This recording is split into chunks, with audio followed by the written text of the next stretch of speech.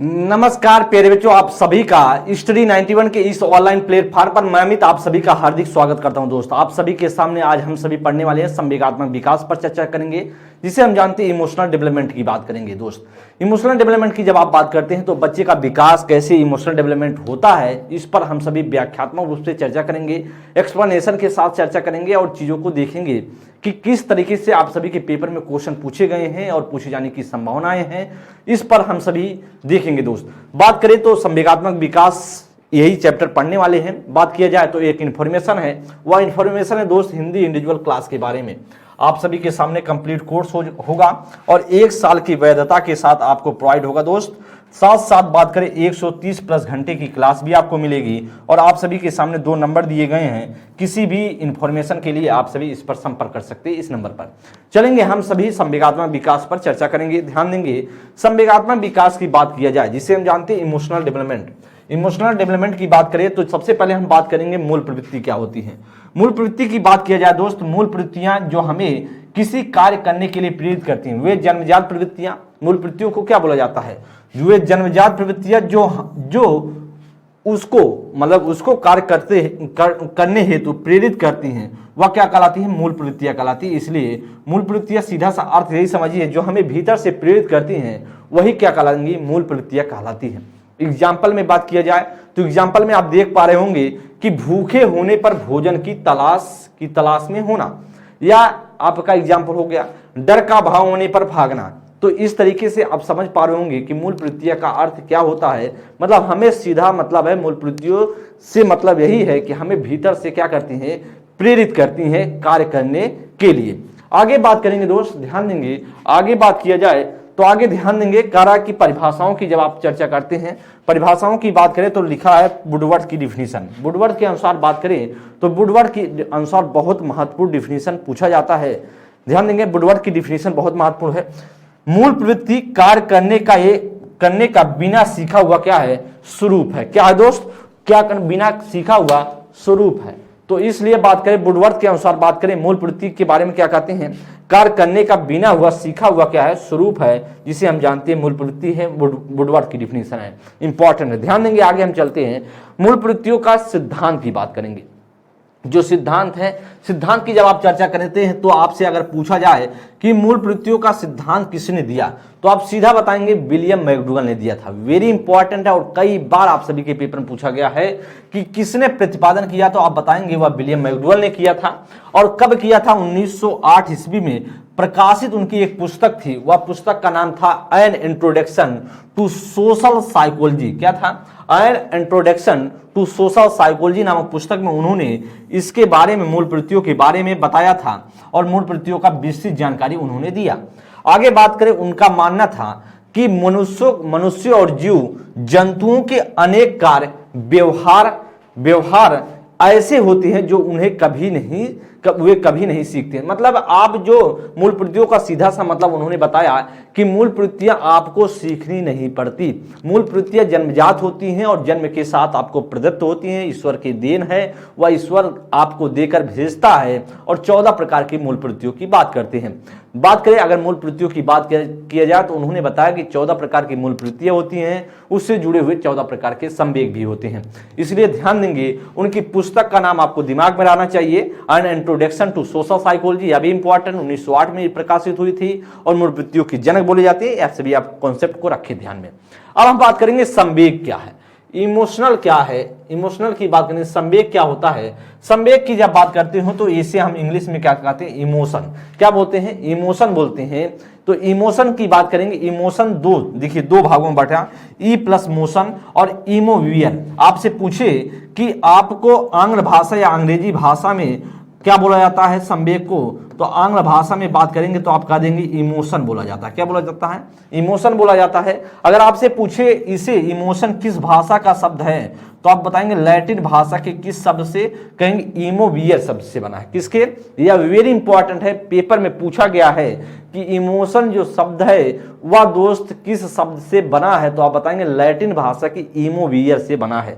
इमोवियर से बना है और जिसका अर्थ होता उत्तेजित होना या उत्तेजित दशा, इसे बोला जाता जाता है, ध्यान देंगे। और इधर देख पा रहे हो ई प्लस मोशन में ध्यान दें तो ई का अर्थ होता है अंदर से और मोशन का मतलब होता है गति। अर्थात हम कह सकते हैं अंदर या आंतरिक भाव को बाहर की ओर गति देना क्या कहलाता है, इमोशन कहलाता है। जो इमोशन कहलाता है, जो अंदर या आंतरिक भावों को बाहर की ओर क्या करना, गति देना, इमोशन कहलाता। तो इसे व्याख्या को इस जो एक आपके सामने एक मैप की तरह जो मैंने बताने का प्रयास किया हूं वह आपके दिमाग में छप जाना चाहिए। मैं चाहता तो लिख भी देता, लेकिन इससे क्या होगा कि आपको कॉन्सेप्ट एकदम दिमाग में सेट हो जाएगा कि या जो इंग्लिश में तो आप जानते हैं इमोशन होता है, लेकिन बच्चे कहाँ गलती करते, इमोवियर को गलत करते हैं। तो इसे ध्यान दें, इमोवियर बोला जाता है, इमोवियर बोला जाता है, इमोवियर को बोला जाता है। इस बात को भी आप लोग ध्यान देंगे। ध्यान दें, आगे हम चलते हैं।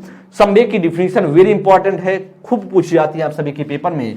और आपका जो पहला डिफिनीशन वुडवर्थ के अनुसार है। वुडवर्थ, अकॉर्डिंग टू वुडवर्थ की बात करें तो कहते हैं कि संवेग व्यक्ति की गति में आने या उत्तेजित दशा है। जैसे उनका डिफिनीशन था, जैसे आप देख पा रहे हैं संवेग, जब वुडवर्थ में देख पा रहे होंगे, एक वुडवर्थ में उड लिखा हुआ शब्द उड है। उड का मतलब क्या है आप जानते हैं, लकड़ी होता है। लकड़ी को आप कैसे काटते हैं, लकड़ी को आप कैसे उत्तेजित होकर काटते हैं। तो इसलिए संवेग व्यक्ति की उत्तेजित होने या गति में आने या उत्तेजित दशा है। इसको ध्यान देंगे। लकड़ी कैसे कटेगी, जब तक आप उत्तेजना में नहीं आएंगे लकड़ी नहीं कर सकती। तो ऐसे आपको डिफिनीशन अगर याद करना है तो आपके दिमाग में कुछ ट्रिक लगाएं। देखिए आपको रट्टा मार करके आप जो डिफिनीशन भूल जाएंगे, कुछ दिन तक याद रहेगा, कुछ दिन बाद वह भूल जाएगा, फिर आप कंफ्यूज हो जाएंगे। तो आपको शब्दों से जो आपके मनोवैज्ञानिक हैं जिसके अनुसार है उसमें कुछ कीवर्ड देखें और कीवर्ड से आप कुछ सेट करके जब आप दिमाग सेट कर लेते हैं तो वह आपके पेपर में, जब पेपर में पूछा जाता है तो फिर गलती नहीं करते हैं। तो इसलिए संवेग व्यक्ति की दशा गति में आने या उत्तेजित दशा है, ऐसा पूछा जाए तो आप बताएंगे वुडवर्थ की डिफिनीशन। रोज की डिफिनीशन वेरी इंपॉर्टेंट है। वह संवेग वे मानसिक प्रक्रिया है। उन्होंने कहा कि रोस ने कहा कि भैया कि रोस ने कहा वह मानसिक प्रक्रिया है जिसमें रागात्मक तत्व है प्रधान होते हैं। वेरी इंपॉर्टेंट है, रागात्मक तत्व जैसे आपको दिखे तो आप बताएंगे कि संवेग की डिफिनीशन है और किसकी डिफिनीशन, रोस की डिफिनीशन है। आगे हम बात करते हैं। आगे कहा जा रहा है कि क्रोन क्रो की डिफिनीशन, यह भी इंपॉर्टेंट है। जो डिफिनीशन लिखे गए हैं सारे के सारे वो पेपर में कहीं ना कहीं कभी ना कभी आपसे भी पूछे गए हैं। क्रोन क्रो के अनुसार बात करें तो संवेग गतिशील आंतरिक समायोजन है। संवेग जो है गतिशील आंतरिक समायोजन है जो व्यक्ति के संतोष, सुरक्षा और कल्याण के लिए कार्य करता है। किसके लिए कार्य करता है, संतोष के लिए, सुरक्षा के लिए और कल्याण के लिए कार्य करता, उसे हम क्या बोलते हैं, क्रोन क्रो की डिफिनीशन में के अनुसार संवेग बोला जाता है। आगे बात करेंगे जरसील्ड के अनुसार क्या बोला गया, किसी प्रकार से आवेग में आने। तो जरसील्ड का मतलब, तो जरसील्ड आप कोई चीज, सील्ड मतलब आप जरसील्ड का मतलब सोचिए, सील्ड का मतलब हो कि एक बंद होगा, एक बाद में बंधा होगा, सील्ड होगा बंधा हुआ। तो इसका आप कैसे, अब जरसील्ड जैसे आपको सीलन है, जैसे बोरी है सीलन है, मान लीजिए उसको सिला हुआ है बोरी को, तो इसको ध्यान दें कि आवेश में आने और उत्तेजित होने पर भड़क जाने को संवेग बोला जाता है। तो जरसील अगर सीलन खुली तो वह क्या होगा, सामान भड़क जाएगा, मतलब सामान गिर जाएगा। तो जरसील से ध्यान दें, यहां से सील्ड का ध्यान दें, थोड़ा सा ट्रिक इस्तेमाल करें। सील्ड से आप क्या करेंगे, अगर सील्ड खुली, सीलन जो खुला, सील खुला उसका, तो वह क्या हो जाएगा, एक तरीके से जो सामान होगी बोरी में वह बाहर गिरने लगेगी, तो एक तरीके से भड़क जाएगा। तो इससे आपको ऐसे थोड़ा सा कीवर्ड पकड़ने का कोशिश कीजिए, फिर आपको कभी याद करने की जरूरत नहीं पड़ेगी। अगर पेपर में कहीं ना कहीं दिखा तो आप सीधा टिक करेंगे और आगे निकल जाएंगे और कॉन्फिडेंट रहेंगे, आपको पूरा विश्वास रहेगा कि यही राइट ऑप्शन होगा, आप कभी कंफ्यूज नहीं होंगे दोस्त। इसलिए मैं बताने का प्रयास कर रहा हूं, तो डिफिनीशन कुछ तरीका दे रहा हूं जिससे आपको याद हो जाए। तो उत्तेजित, आवेश में आने या उत्तेजित हो जाने या भड़क जाने को क्या बोला जाता है, संवेग बोला जाता है। अब यंग की डिफिनीशन ध्यान देंगे। यंग के अनुसार कहा गया कि संवेग एक व्यक्ति में मनोशारीरिक कारणों से उत्पन्न उत्पन्न पैदा हुआ उपद्रव है। तो यंग कौन होगा? यंग मतलब नौजवान। अगर नौजवान क्या होगा? उपद्रव करेगा कि नहीं करेगा? तो इससे क्या होगा? उपद्रव। उपद्रव या देखिए जो डिफिनीशन जो मनोवैज्ञानिक दिए होते हैं उसमें कुछ भी चेंज नहीं होता, हूबहू वही चीजें बोली जाती हैं, वही लिखी जाती हैं। तो यंग ने क्या कहा कि उपद्रव हो जाता है। तो यंग कौन करेगा? यंग क्या करेंगे? उपद्रव करेंगे। तो इससे आपको याद कर लेना है। ऐसे कुछ कीवर्ड पकड़िए। ड्रेवर के अनुसार बात करें तो ड्रेवर क्या कहते हैं कि संवेग प्राणी की एक जटिल दशा है। उन्होंने क्या कहा? प्राणी की एक जटिल दशा है जिसमें शारीरिक परिवर्तन, प्रबल भावना के कारण उत्तेजित दशा और एक निश्चित प्रकार का व्यवहार करने की प्रवृत्ति निहित रहती है। ऐसा कौन मानते हैं? ड्रेवर के अनुसार है। तो इसको भी आप लोग ध्यान देंगे दोस्त। आगे हम चलते हैं, थोड़ा सा ध्यान दें, आगे बात करें। आगे हम ध्यान देंगे या डिफिनीशन, सारे के सारे डिफिनीशन आपको याद होनी चाहिए। 4-5 डिफिनीशन है और हमेशा से एक डिफिनीशन आया हुआ है। हमेशा हर बार आप पेपर देके आए यूपी टेट का पेपर तो एक ना एक डिफिनीशन देखने को मिलेगा। बात करें संवेगों के 3 पक्ष माने हैं, उसमें शारीरिक संज्ञानात्मक पक्ष, जिससे ध्यान भावात्मक और क्रियात्मक पक्ष। जैसे संवेग के 3 पक्ष की बात करें तो संवेग आपके 3 पक्ष होते हैं। जैसे बात की रहे एग्जाम्पल पे ध्यान दें, कुत्ता देखना आपका क्या है? आपका संज्ञानात्मक पक्ष है। तो आपके मस्तिष्क में हुआ कुत्ते आपको देखा, आपने कुत्ता देखा, कुत्ता देखकर क्या? डर जाना, ये आपका क्या है? भावात्मक पक्ष है। और जब डर गए तो उसको उस डर करके भाग जाना आपका क्या होगा? क्रियात्मक पक्ष। तो इसलिए जो संवेग काम करता है वह 3 पक्ष पे काम करता है। एक संज्ञानात्मक, भावात्मक, मनोगत्यात्मक मतलब गत्यात्मक पक्ष या क्रियात्मक पक्ष बोला जाता है। तो 3 पक्ष अगर आपसे पूछे कि कितने पक्ष है तो आप तुरंत बताएंगे 3 पक्ष है और तीनों पक्ष क्या है? एग्जाम्पल के थ्रू आपने समझ लिया होगा। अब हम संवेगों की विशेषताओं पर चर्चा कर लेते हैं कि विशेषताओं पर देखते हैं कि संवेगों की क्या क्या विशेषताएं हैं। संवेग का समय, कहा कि संवेग का समय और मात्रा पहले से निश्चित नहीं होता है। क्या संवेग की जो समय निश्चित है कि आपको ऊपर आप कब गुस्सा करेंगे, कब आप खुश होंगे, कब आप नाराज होंगे, कब आप डरेंगे, कुछ निश्चित है क्या? संवेग का समय निश्चित नहीं होता, इसलिए भी कहा गया।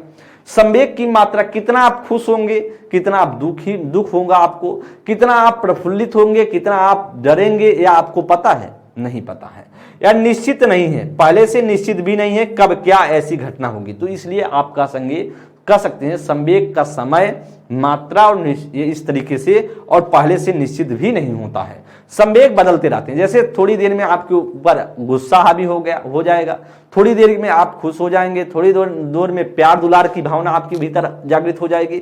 तो इसलिए संवेग क्या है? बदलते रहते हैं। संवेग का जो है आपको जो चेंजेबल होते रहते हैं, चेंज होते रहते हैं, कुछ स्थिरता उसमें नहीं रहती है।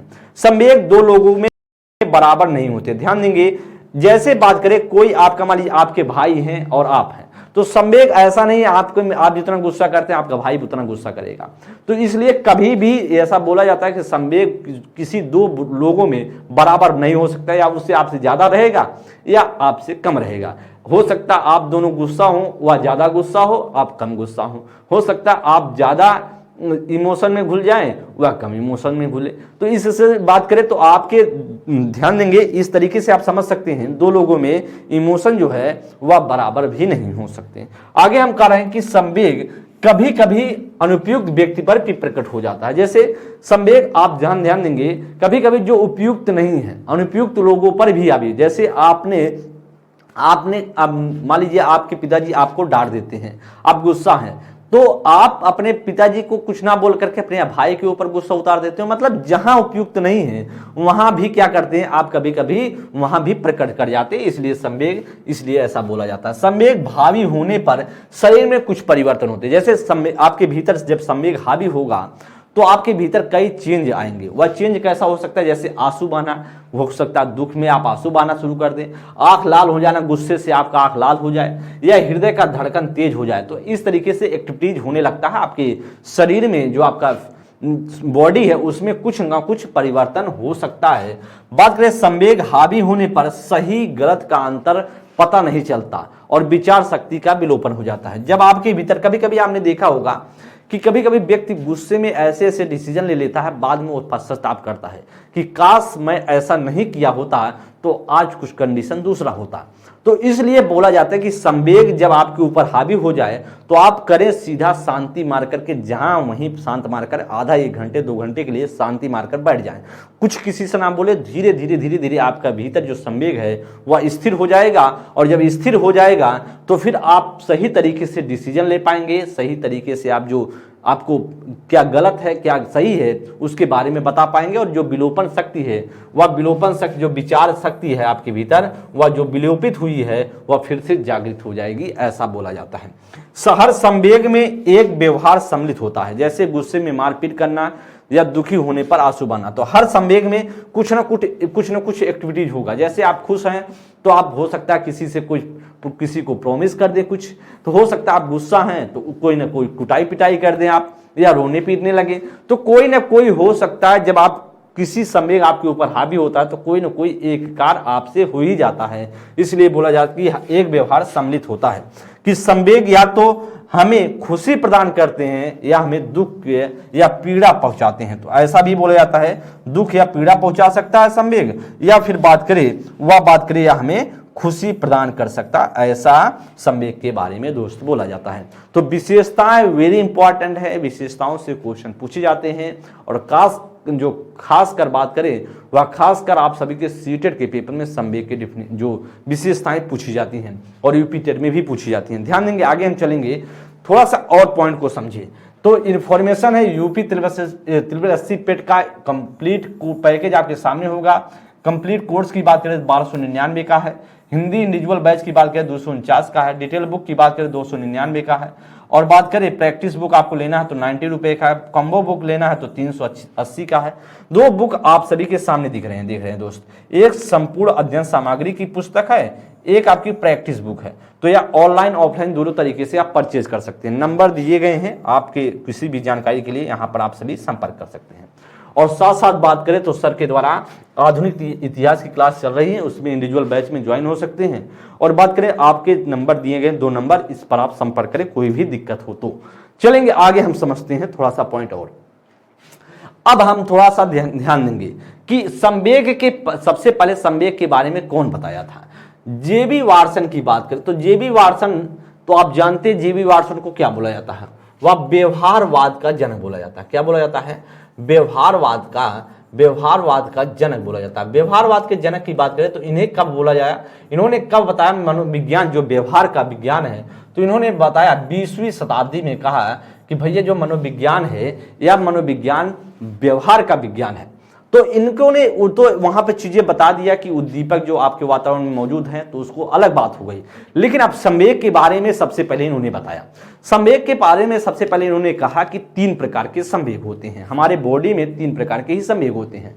तो उन्होंने बताया कि किस पर प्रयोग किया था।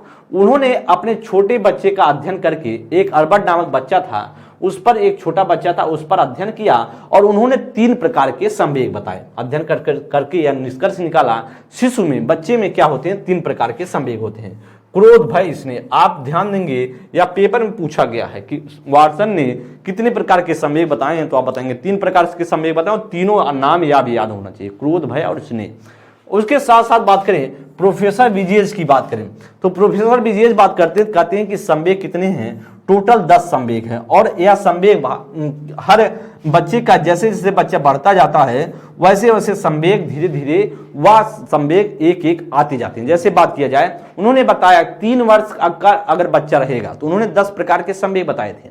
उन्होंने कहा 3 साल का अगर बच्चा है, 3 माह का बच्चा है, तो 3 माह के बच्चे में क्या क्या आएगा? 3 संवेग आएंगे, वह आनंद, कष्ट और उत्तेजना, या 3 आएंगे, 3 आनंद, कष्ट और उत्तेजना आएगा।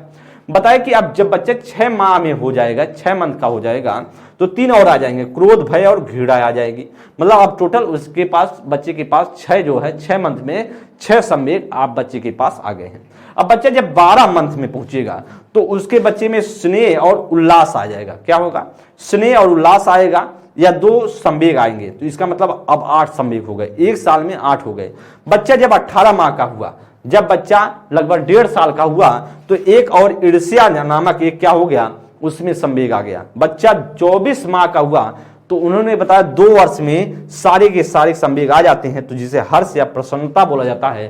तो उन्होंने बताया कि 10 प्रकार के संवेग होते हैं बच्चे में, और 10 प्रकार के जो संवेग है वह बच्चे में 2 वर्ष के अंदर, मतलब 2 वर्ष तक जो उसके अंदर भीतर जो बच्चे में संवेग, सारे के सारे संवेग आ जाते हैं। तो 10 प्रकार के संवेग बताए थे प्रोफेसर विजेज। आगे हम चर्चा करते हैं, थोड़ा सा और ध्यान देंगे दोस्त। आगे बात करें तो अब विलियम मैकडूगल का विभाजन ध्यान देंगे। विलियम मैकडूगल बहुत अच्छे से चीजों को बताए हैं, वेरी इंपॉर्टेंट है। यहीं से क्वेश्चन, अधिकतर जो क्वेश्चन हमेशा पूछे गए हैं जो संवेग से, यहीं से क्वेश्चन पूछे गए हैं।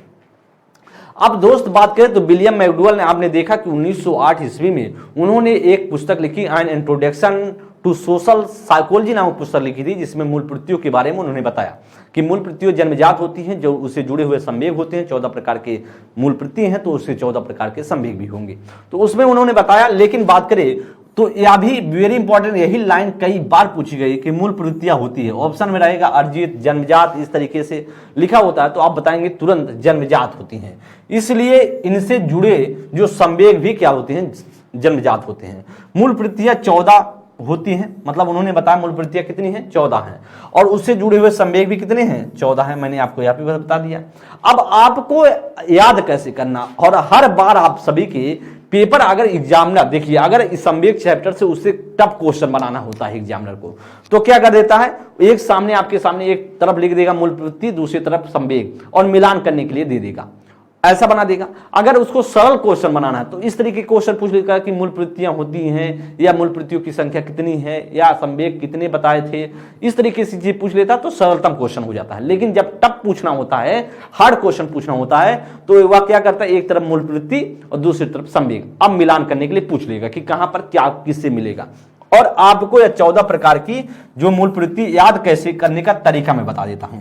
जैसे ध्यान देंगे दोस्त, आपको यह पता है कि 14 के 14 जो मूल प्रवृत्ति हैं वह हमारे बॉडी में ही है, और हम उसी के तहत कार्य करते हैं, मतलब हमें उसे प्रेरित करते हैं। तो जब हमको भूख लगती है, जब हमें भूख लगेगी तो एक संवेग उत्पन्न होगा, और मूल प्रवृत्ति कौन सी होगी, भोजना अन्वेषण होगा। ध्यान देंगे, वह मूल प्रवृत्ति कौन सी है, भोजना अन्वेषण है, और संवेग कौन सा होगा, भूख होगा। जैसे आपको भूख लगी तो आप सोचिए यार, हमारे दिमाग में, हमारे भीतर कौन सा मूल प्रवृत्ति जागृत हुआ होगा, तो आप सोचेंगे कि हमारे भूख लगी है, इसका मतलब है भोजनान्वेषण जो है मूल प्रवृत्ति जगी, इसी वजह से हमें भूख की एहसास हो रहा है, भूख अब लगा है, अब खाना खाने का मन कर रहा है। इसलिए भोजन अन्वेषण जो है मूल प्रवृत्ति ने हमें भीतर से प्रेरित कर रहा है। अगर जैसे कहे कि उत्साह आपके भीतर मूल प्रवृत्ति जागृत हो, तो अगर भीतर आप क्रोध हो, अगर जैसे आप क्रोधित हो, तो आप सोचिए यार मैं क्रोधित क्यों हो रहा हूं, मेरा इसका पीछे क्या कारण है, कौन सी मूल प्रवृत्ति जागृत हुआ होगा, तो आप सोचेंगे यार उत्साह है। तो ऐसे जब आप याद करेंगे, तो आप अगर 7-8 याद कर ले गए, आपके दिमाग में रहा, तो जब एग्जामिनर पूछेगा तो फिर भूलेगा नहीं दोस्त। अदरवाइज आप पक्का गलत करके आते हैं, और यह क्वेश्चन आपको बहुत कष्टदायक होता है, क्योंकि क्वेश्चन आपको पता है कि यह सरल क्वेश्चन है, और हम थोड़ा सा दिमाग लगाए होते तो राइट हो सकता था। जैसे जिज्ञासा क्या है, आपका जिज्ञासा पूछा जाता, बहुत पूछा जाता, तो यह मूल प्रवृत्ति है। और आपके भीतर वह आश्चर्य, जैसे आपके भीतर आश्चर्य उत्पन्न हुआ कि किसी बात के लिए आश्चर्य हुआ, तो आप सोचिए यार मैं आश्चर्य अगर चकित हो रहा हूं, तो मेरे भीतर कौन सा मूल प्रवृत्ति जागृत हुआ होगा, तो जिज्ञासा हुआ होगा। ध्यान देंगे, रचनात्मकता अगर पूछे, रचनात्मकता क्या है, वह मूल प्रवृत्ति है। उसका जो बात किया जाए संवेग क्या होगा, कृतिमान होगा। संग्रह प्रवृत्ति अगर स्वामित्व है, वह क्या है, संवेग है, संग्रह प्रवृत्ति। ऐसे कभी कभी पूछ लेता है निम्न में से कौन सा संवेग नहीं है, तो 3 उसमें से जो देगा, 3 देगा संवेग देगा, 1 मूल प्रवृत्ति लगा देगा।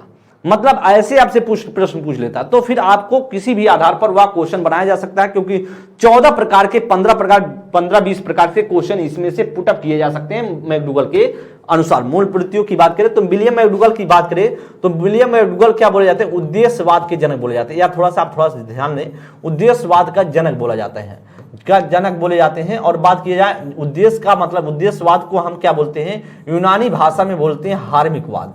यूनानी भाषा में क्या बोलते हैं, हार्मिकवाद। यह भी खूब पूछा जाता है। हार्मिकवाद पूछा जाता तो आपसे पूछे हार्मिकवाद के जनक कौन है, तो आप बता देंगे हार्मिकवाद के जनक, तो आप बताएंगे वह विलियम मैकडूगल हैं। तो इसका मतलब होता है कोई भी हम कार्य करते बिना उद्देश्य से कार्य नहीं करते। तो ऐसा पेपर में खूब आया, प्रश्न पूछे गए हैं।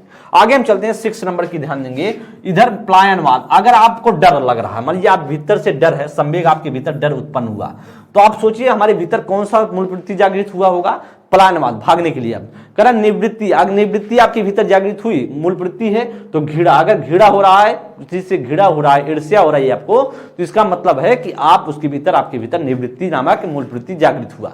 तो सामूहिकता की बात करें तो ऐसे कुछ ट्रिक इस्तेमाल कीजिए और जिससे आपको याद होगा। सामूहिकता का क्या होता है, एकाकीपन होता है, और हास का क्या होता है, आमोद होता है। कामवासना की बात करें तो कामुकता होता है। अगर कामवासना आप में भीतर जागृत हो रहा है मूल प्रवृत्ति, तो कामुकता के लिए आपका संवेग जागृत हो जाएगा। आत्मगौरव की बात करें तो आत्माभिमान होगा। पुत्र कामना की बात करें तो या क्या पुत्र कामना या आपका मूल प्रवृत्ति है, वासल नामक संवेग उत्पन्न होगा। दैन्य आपका मूल प्रवृत्ति है, उसका करुणा क्या होगा, करुणा जो आपका मूल संवेग है। शरणागति उसका हीन भावना है। तो इसे आपको याद होना चाहिए। कुछ इंपॉर्टेंट है जो पेपर में खूब घुमा घुमा के चीजें पूछी जाती हैं, आपको एक्सप्लेनेशन में बता दे रहा हूं, सिखा दे रहा हूं। तो अब इससे क्या होगा, आपको व्याख्यात्मक रूप से चर्चा जब कर रहा हूं तो फिर आप गलती नहीं करेंगे। कहां कहां से क्वेश्चन पूछे जाते हैं ये आपके दिमाग में होना चाहिए। चलिए नोट की बात करेंगे, कुछ नोट में पॉइंट देखते हैं। जैसे विलियम मैकडूगल ने मूल प्रवृत्ति के 3 पक्ष बताए हैं, तो जिसमें से उन्होंने बताए कि संवेगात्मक, भावात्मक, क्रियात्मक। तो बुक की बात करें तो इनकी 2 बुक हैं, एन आउटलाइन ऑफ साइकोलॉजी, क्या है, an outline of psychology, very important है, an introduction to social psychology. जो आउटलाइन ऑफ साइकोलॉजी है इसमें उन्होंने चेतना का क्या किया, चेतना का आलोचना किया है। चेतना शब्द का क्या किया, आलोचना किया है। चेतना शब्द का आलोचना किया है, आलोचना। जो चेतना आपने देखा था कि विल्हेम वुंड ने बताया, विल्हेम वुंड ने बताया था, कौन बताया था, विल्हेम वुंड ने बताया था किसमें, 19वीं शताब्दी में, कि मनोविज्ञान क्या है, चेतना का विज्ञान है। उसी चेतना शब्द का, चेतना का विज्ञान जो विल्हेम वुंड ने बताया, उसी का इन्होंने इस पुस्तक में क्या किया, विरोध किया है। किसमें, एन आउटलाइन ऑफ साइकोलॉजी में। तो इसको आपको थोड़ा सा दिमाग में रखने की जरूरत है। और पेपर में पूछा जाए तो एन आउटलाइन ऑफ साइकोलॉजी और an introduction of social psychology या किसकी पुस्तक है, पुस्तकों से संबंधित मैं बात कर लेता हूं। तो पेपर में 3 से 4 क्वेश्चन यूपी टेट के पेपर में आपको देखने को मिलेंगे। आगे समझते हैं दोस्त, संवेगों के कुछ सिद्धांत हैं, वेरी इंपॉर्टेंट है, सिद्धांत भी पूछे जाते हैं। तो जेम्स लैंग सिद्धांत, जैसे जेम्स लैंग कौन है, जो विलियम जेम्स आपने पढ़ा होगा, विलियम जेम्स पढ़ा होगा, वही विलियम जेम्स है। तो विलियम जेम्स को जेम्स लैंग के सिद्धांत, एक जेम्स है एक लैंग, 2 मनोवैज्ञानिक है, इनका सिद्धांत है।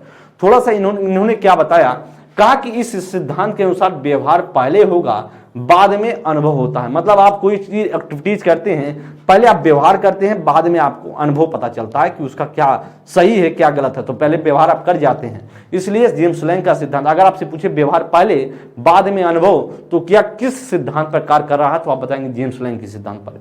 कैनन-वार्ड का सिद्धांत वेरी इंपॉर्टेंट है, संवेगों की उत्पत्ति उद्दीपक नहीं बल्कि व्यक्ति की मानसिक दशा या चेतना स्तर पर निर्भर करती है। तो उन्होंने कहा जैसे सांप को देख करके जहां व्यक्ति भाग जाता है वहीं बच्चा सांप को पकड़ लेता है, क्योंकि बच्चे की चेतना में सांप का काटना सम्मिलित नहीं है। तो कैनन-वार्ड ने कहा, जैसे ध्यान देंगे, कैनन-वार्ड ने दोस्त कहा कि जैसे बच्चा है, छोटा बच्चा है, तो आप देखते हैं कि जब आपके सामने कभी सांप आ जाए तो आप जैसे देखे नहीं तुरंत भाग जाते हैं। क्या बच्चा, छोटा बच्चा हो, अगर 2-3 मंथ 4 मंथ 5 मंथ का हो तो बच्चा भाग पाएगा क्या, बच्चा जा पाएगा? अगर मान लीजिए वह बच्चा 6-7 मंथ का होता, 8 मंथ का होता है, क्या वो भाग पाएगा, रेंगते हुए भाग पाएगा? नहीं जाएगा। क्यों? वह जाएगा, पकड़ लेगा सांप को, इसलिए पकड़ेगा, वह भाग नहीं सकता, वह जा नहीं सकता है। क्यों? क्योंकि उसके चेतना में यह पता नहीं है कि सांप हमें काटता है। आपके चेतना में यह सीधे सेट हो चुकी है कि सांप काटने पर व्यक्ति ऊपर चला जाता है, भगवान का प्यारा हो जाता है। तो इसलिए ध्यान दें, तो बच्चे की चेतना में पता नहीं है, लेकिन आपकी चेतना में पता है, आपको चेतना में आपके स्थिर हो चुका, इस चेतना में सेट हो चुका है, सांप काट लेता है। तो इसी प्रकार से बात करें, या कैनन-वार्ड ने बताया कि हमारे उद्दीपक पर डिपेंड नहीं करता। उद्दीपक क्या है? वह सांप है। उद्दीपक क्या है? सांप है। वह उद्दीपक पर डिपेंड ना करके हमारे किस पर डिपेंड करता है, हमारे चेतना के स्तर पर डिपेंड करता है कि हम क्या कार्य करेंगे या नहीं करेंगे। तो इसलिए कैनरवार्ड का सिद्धांत यह वेरी इंपॉर्टेंट था। आगे हम चलते हैं, तीसरा जो सिद्धांत है जिसे हम जानते हैं सेंगर सिद्धांत बात करें, सेक्टर सेंगर का सिद्धांत। तो संवेग की उत्पत्ति व्यक्ति के शरीर में मौजूद उत्तेजना पर निर्भर करती है। ध्यान देंगे, मैं समझाने का प्रयास कर रहा हूं, मौजूद उत्तेजना पर निर्भर करती है। जैसे गुस्से में हम उस व्यक्ति को डांट देते हैं जिससे हमारा झगड़ा नहीं हुआ है। ध्यान दें, थोड़ा सा समझने का प्रयास करें। तो सेक्टर सेंगर ने एक प्रयोग किया, प्रयोग करने पर देखा कि एक प्रयोग किया उन्होंने कि जब सुबह होती थी, सुबह होने पर जो जिम करने लोग जाते थे, तो सुबह के टाइम जब जिम करने जाते थे तो लोग जब जाते तो उनके सामने कूड़ा फेंक दिया जाता था। तो उस समय कूड़ा जब फेंक दिया जाता तो बगल होकर के क्या निकल जाते थे। सुबह 6-7 बजे का टाइम, 5 बजे का टाइम जब होता था तो कूड़ा फेंका जाता था उनके सामने, तो कुछ नहीं बोलते थे वो जो जिम करने वाले थे। लेकिन वही जब 1-2 घंटे बाद जिम करके वापस आते थे, फिर से कूड़ा फेंका जाता था उनके सामने, तो गुस्सा हो जाते थे। अब उन्होंने सोचा यार जब यह व्यक्ति जाता है सुबह में तो हम कूड़े फेंका जाता है तो नहीं कुछ बोलता, लेकिन जब हम सभी आते हैं, वह व्यक्ति आते हैं सभी, तो फेंका जाता तो गुस्सा क्यों हो जाते हैं। तो उन्होंने बताया कि व्यक्ति के जो चेतना, जो गुस्सा होगा वह संवेग होगा, शरीर में मौजूद उत्तेजना पर निर्भर करता है। शुरुआत में जा रहा था व्यक्ति, तो उस समय उसके शरीर में उत्तेजित नहीं था, गुस्सा नहीं था, लेकिन वह जिम करने के बाद उसका जो खून है उसकी उत्तेजित हो चुका है, बॉडी एकदम हीट है, मतलब उत्तेजित है, और इसी वजह से क्या हो रहा है, उसे गुस्सा हो रहा है। इसलिए उन्होंने बताया कि व्यक्ति के जो शरीर है, बॉडी है, उस किस पर डिपेंड करती है, मौजूद उत्तेजना पर डिपेंड करती है। सेक्टर सेंगर का सिद्धांत कहलाता है और खूब पूछा गया है। ऐसे दे देगा पेपर में, ऐसे पूछेगा शरीर के उत्तेजना पर डिपेंड करता है संवेग, या किसका मानना है, सेक्टर सेंगर का सिद्धांत है या कैनरवार्ड का सिद्धांत है, जेम्स लैंग का सिद्धांत है। तो आप तुरंत बताएंगे सेक्टर सेंगर का सिद्धांत है दोस्त। और बात करते हैं संवेगों को नियंत्रित करने की विधियां। अब थोड़ा सा चर्चा कर लेते हैं। आपके भीतर, मान लीजिए हमारे भीतर या आपके भीतर संवेग ज्यादा हावी होता है, विधियां हैं। अब कुछ हम विधियों का पर चर्चा करेंगे, कैसे हम संवेग को जो नियंत्रित करें, कैसे हम कंट्रोल करें। संवेग बहुत हो जाता है, संवेग हमारे ऊपर हावी हो जाता है, तो हम कैसे उसको नियंत्रित करते हैं, करें, उस पर थोड़ा सा बात करने की कोशिश करेंगे। जैसे विरेचन का सिद्धांत की बात करें, आपसे पूछिए कौन किसने दिया, तो आप बताएंगे अरस्तु ने दिया है। उन्होंने कहा कि जब हमारे भीतर संवेग हावी होता है तो हम कैसे उसे बाहर निकालेंगे। तो उन्होंने कहा बनावटी एवं कृत्रिम तरीके से अपने अंदर मौजूद संवेगों को बाहर निकालना। तो उन्होंने विरेचन का जो सिद्धांत दिया, बनावटी तरीके से जब हम निकालते हैं, जैसे दृष्टांत फिल्म को देखकर रोना, जैसे कोई उसी के, जैसे आपके भीतर कोई घटना आपकी घटी है, कोई घटना घट गई, उसी के थ्रू वैसे ही पिक्चर आपने देख रहे हैं, कोई पिक्चर देख रहे हैं, कुछ मूवी देख रहे हैं, तो आप रोना शुरू कर देते हैं। क्या वह रोने, वो जो मूवी में दिया गया, क्या सही घटना है? नहीं, घटना सही है, वह एक बनावटी है, लेकिन आप रो रहे हो क्यों? क्योंकि वह घटना आपसे मिलजुल रहा है, जो आपके साथ घटित हुआ है, और वह जो घटना दिखाई जा रही है आपके घटना के मुताबिक, आपके घटना के हिसाब से है। तो वही फिल्म देख करके आप क्या रोना शुरू कर देते हैं। तो अगर आपके भीतर संवेग, आपको भीतर हावी है, ज्यादा गुस्सा है, तो उसी प्रकार के बनावटी चीजों को देख करके अपने जो संवेग है उसे आप कंट्रोल कर सकते हैं, नियंत्रित कर सकते हैं। जैसे मान लीजिए आपके भीतर ज्यादा गुस्सा है, कोई घटना घटी है, तो उसी घटना के थ्रू कोई चीज ऐसी हो जहां पर आप रो लेंगे, थोड़ा सा आंसू बहा लेंगे, तो आपका जो संवेग कंट्रोल में आ जाएगा। तो ऐसा मानते हैं अरस्तु। आगे ध्यान देंगे, कहा कि दमन के सिद्धांत की बात करें, बहुत महत्वपूर्ण है, सिगमंड फ्रॉइड ने दिया है। इन्होंने कहा किसी संवेग को जड़ से समाप्त कर देना दमन का सिद्धांत कहलाता है। जैसे उन्होंने कहा कि आपके साथ कोई ना कोई घटना कभी न कभी घट जाती है, और जब घटना घटती है तो आप मान लीजिए कोई व्यक्ति, आप जा रहे हैं, कोई व्यक्ति आपको 2 थप्पड़ मार दिया। अब जब मार दिया तो आप उसके लायक नहीं, मतलब पीटने लायक नहीं है, तो आप क्या सोचेंगे? अगर मान लीजिए आपको मारा 2 थप्पड़, अब आप उसको नहीं मार सकते हैं, तो आप क्या करेंगे? हमेशा भूलने का प्रयास करेंगे, दबाने का प्रयास करेंगे। भीतर उत्तेजना होगी भीतर से, लेकिन आप सोचेंगे उसे भूल जाएं तभी बेटर है। इसलिए उन्होंने कहा कि आपके भीतर जब गुस्सा उत्पन्न हो तो उसे दबाइए, दमन करके उसे गुस्सा को समाप्त कर दीजिए। शोधन का सिद्धांत सिगमंड फ्रॉइड ने ही दिया है। उन्होंने कहा कि किसी खतरनाक संवेग को प्रकट ना करके परोक्ष प्रकट करना शोधन कहलाता है। मतलब आप जैसे ध्यान देंगे, जैसे कभी वो भी देखे हैं, कभी कभी आप उन्हें कहा कि जैसे आपके भीतर काम वासना ज्यादा है, तो आप उसको कैसे प्रकट करेंगे? कभी बन के प्रकट कर सकते हैं, कुछ ऐसी कहानी में उसे कन्वर्ट कर सकते हैं, कुछ ऐसी कहानियां बना सकते हैं जिससे क्या होगा, आप जब उसको कन्वर्ट कर देंगे, उसको प्रत्यक्ष ना प्रकट करके परोक्ष प्रकट कर रहे हैं। तो इसलिए उन्होंने कहा कि आपको शोधन करके उसको आप क्या कर सकते हैं, उस संवेग का जो रूट बदल सकते हैं, मतलब उसको कन्वर्ट करके प्रत्यक्ष ना प्रकट करके परोक्ष प्रकट कर सकते हैं। तो कहे जिसे किसी कामवासना से परेशान व्यक्ति का चित्रकार बन जाना या मानचित्रकार बन जाना, ऐसा जो आपका वह बोला जाता है शोधन का सिद्धांत। मार्गांतरीकरण का सिद्धांत किसने दिया? फ्रॉइड ने दिया।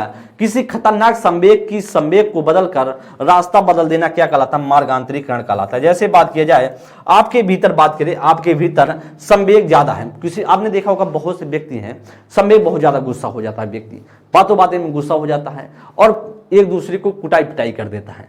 तो क्या वह व्यक्ति, अब अगर आपको उस व्यक्ति का जो संवेग है आपको कंट्रोल करना होगा तो आप क्या प्रयोग करेंगे? तो एक सिद्धांत है मार्गांतरीकरण का सिद्धांत। मतलब आप, वह ज्यादा गुस्सा होता है, पिटाई कर देता है, समाज में क्या कर रहा है, समाज में बुराइयां फैल रही हैं कि वह लड़का खराब है, इंसान गलत है, वह पीट देता है, मार देता है, तो उसको क्या कीजिए आप, किसी जैसे राजनेता है या किसी व्यक्ति का बॉडीगार्ड बना दीजिए। वह एक तरीके से रक्षा भी करेगा, अगर मान लीजिए कोई कारण हो गया, कोई दिक्कत होगा, रक्षा भी करेगा और साथ साथ उसे पैसा भी मिलेगा।